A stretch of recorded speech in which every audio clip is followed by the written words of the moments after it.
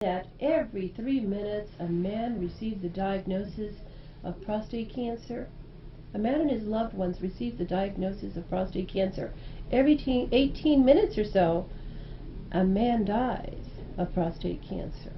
Today we're going to be discussing a disease that needs to be addressed, prostate cancer. And with us we have a wonderful lady. It's Meryl Nissenberg. Thank you very much for being here. My pleasure. And we have Wesley Scholes. Wesley, let me reach over to you. Thank you so much for being here. My pleasure. We've worked together before, and you guys have done an amazing job. You two are with the California Prostate Cancer Coalition. Is that correct? That's correct. Okay, well, let's find out what this is. What is the California Prostate Cancer Coalition? This is a coalition that we developed and started in 1999, which networks all the prostate cancer support groups throughout the state of California by geographic region. We also provide a website, we provide a newsletter, we put on support group leaders workshops, educational programs. We want to get the word out that early detection of prostate cancer is key. And I'm also president of the National Alliance of State Prostate Cancer Coalitions, and the California Coalition is held up in great regard because of the work we have done. Very good. Excellent. I've heard so many positive things with the California Prostate Cancer Coalition. And you're on the board, too. And yes, and I am on the board. I'm just kind of playing devil's advocate here today. Thank you for mentioning that. Wes, you're a survivor. Yes, I am. And how long have you been a survivor? 12 and a half years. 12 and a half years already? Yes. Oh, my goodness. Yeah. Where did the time go? Yes, that's a... Well, at least we're having fun doing good things. Oh, yes, absolutely, absolutely. Now, when should men get checked? Can I ask you that, Wes? Yes, as a general rule, the federal government, National Institute of Health, National Cancer Institute, generally suggests at around age 50, but there are some exceptions to that. If a man has a history of prostate cancer in his family, particularly if his father or a brother have had this particular problem, they should get tested much earlier. They're maybe around 40 or so. And of course, there's not total agreement on that number. Right. But generally speaking, the earlier the better. Okay. So that would be my suggestion. I would like to interject that the California Prostate Cancer Coalition has its own early detection guidelines, which call for the first PSA and digital rectal exam at age 40 or 35 if the person is high risk, whether they're African American, have a known or an unknown or uncertain family history of prostate cancer. And our guidelines actually are consistent with those of the National Comprehensive Cancer Network. Men's Health Network is joining us, and other states are joining us as well. So we are always thinking earlier than the ages that the other groups use. American Urological Association is 45 for first PSA. But as I say, we're 40 and 35. Very good. Now, it's interesting. You're a lady. You're a woman. Why are you interested in prostate cancer education and awareness? Well, as an attorney in private practice, I handle a lot of cases where there has been an inexcusable delay in diagnosing prostate as well as other cancers. And I see that when you have early detection and appropriate treatment, your survival rate is so high.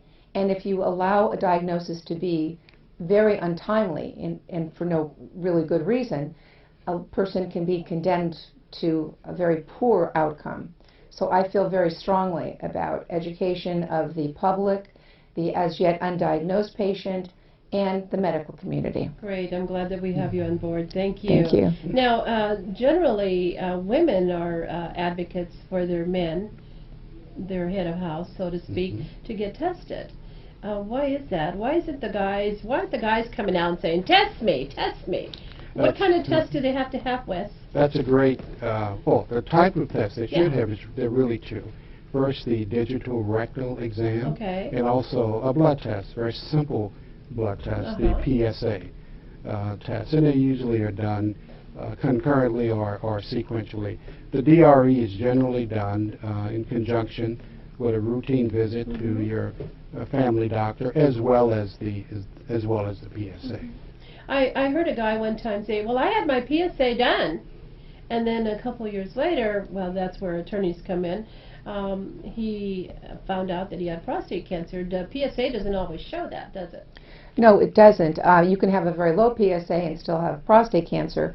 However, if you have a very rapid doubling time in your PSA, that's cause for concern. And I'd like to point out that our early detection guidelines also say that a man is responsible to know and keep track of his PSAs, and that it is the change in the number rather than the absolute number itself that can be most significant. So our men have to be more responsible for their health. Absolutely. But women are the nurturers in the family and do get their men to the doctors frequently. You were going to say? One of the things I often say to men that I'm speaking to is, you probably know whether or not you needed a quart of oil the last time you had the oil change in your car, the last time or the time before. You should have the same level of awareness about your historical PSAs. Okay, so and interest. Yeah, that is an interesting way to put it. Now, supposing a gentleman finds out, he goes through a small private practice, he gets a check, he's told you have prostate cancer, but the gentleman doesn't have insurance to cover a treatment. What can be done for him? Well, you're hitting on one of the real major problems that we face on a national level. Having said that, there are some options. Of course, there are the county systems to the extent that they might be applicable depending upon where you live. And there's a program that we are intimately involved with. It's called the IMPACT program. It's a state-funded program designed primarily for men of limited or no financial resources to provide options for them to secure the treatment that would be appropriate for their diagnosis. And actually, as you mentioned, I am on the board with us on CPCC, and I personally have referred several gentlemen to the IMPACT program, and they have gotten treatment. So thank God they are there. It's a wonderful program, really wonderful. And it's a program that other states also look up to because we're one of the few that has something like that. And it's hope and life for men, so it's very important. Very good, very good. Now, there are several treatment options, or is it just one treatment for prostate cancer, Wes? There are several treatment options, and the range of options is growing over the years. I chose surgical intervention 12 years ago, and since that time the surgical techniques have been improved significantly.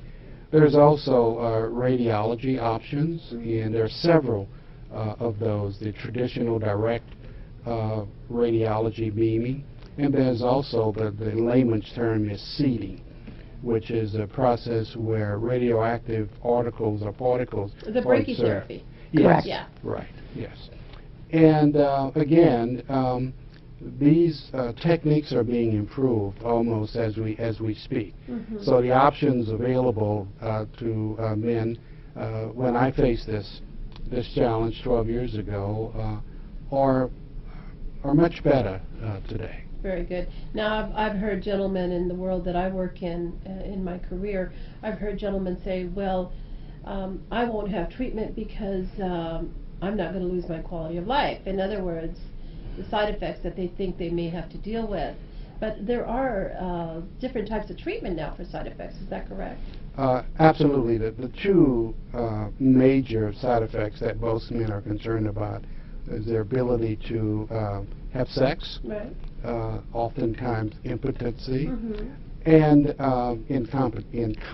Incontinence, yes. And, you know, the range is substantial. I've talked to many people. With some, the impact is very minimum. With others, the impact is far more significant. That's somewhat of a personal thing also, but that's the bad news. The good news is that the range of options is continuing to increase.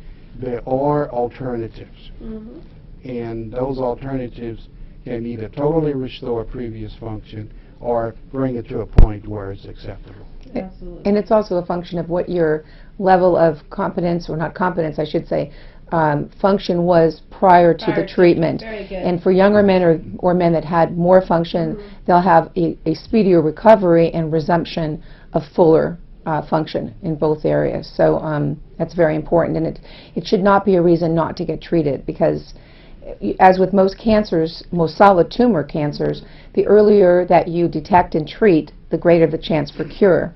So instead of putting your head in the sand, it's better to find out and do something about it so that your loved ones will have you around. Right. We actually have a Dr. Lazarian, who states very often at our support group meetings, he will say, first of all, I want to save your life. I want you to be alive, and then we'll worry about the rest of the stuff. You know, there's a funny story that I often tell. I was in a session where I was giving some counsel to a group of men, and this one man was talking about how fearful he was that his wife happened to be with him, and she sort of whispered, I'm going to have to talk to him. He wasn't raising a whole lot of hell before, so, so I'd rather have him continue to live in that state. Oh, absolutely. So I can really say that what Dr. Lalazarian says is very much Absolutely true. Absolutely true. So we're about ready to close this. Is there something that you'd like to leave the viewer with, a special thought? Just that early detection, early detection, early detection. That's our motto. That's, you know, we're all about that message. And if we can save lives, if we can save even one life, you know, there's an expression, he who saves one life, it is as if he has saved an entire world. Wow. And I feel like every time we save a life, we're going closer to that goal. Absolutely, really good. How about you, Wes? Well, as is the case in many things, there's the good news side and the bad news side. Okay, the bad news is, of course, 3 out of 10 men will be faced with this dilemma. But the good news is that there are options. And as has been previously indicated, the sooner you take action beginning with engage in routine testing, as has been previously indicated, because that will substantially improve your options of living. And if you, unfortunately, are one of those who fall on the high end of the scale of negative ramifications, the options are there and they're available. And for most people, they would find those options better alive than dead. Point well made. It's been great, Wes. Thank you very much. Meryl, thank you. Thank you, Earl. I'm a prostate cancer survivor, and I would say to you, do yourself a favor. Get tested for prostate cancer. Prostate cancer is a disease that has no symptoms, and it's treatable. And that life is really good with treatment and care. I'd also say I don't want you to end up behind the 8 ball without a path.